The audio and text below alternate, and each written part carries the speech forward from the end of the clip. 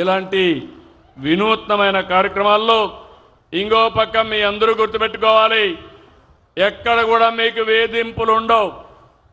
అదే సమయంలో అటు ఇటు వెళ్ళిపోతా ఉంటే మీరు కూడా పోలేరు. మళ్ళీ ఆ విషయం కూడా గుర్తుపెట్టుకోవాలి. క్రమశిక్షణ అవసరం.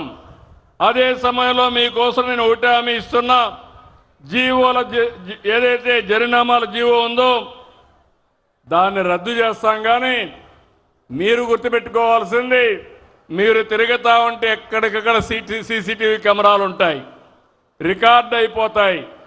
మీరు అనవసరంగా కయాస్ క్రియేట్ చేస్తే దానివల్ల మీకు కూడా నష్టం.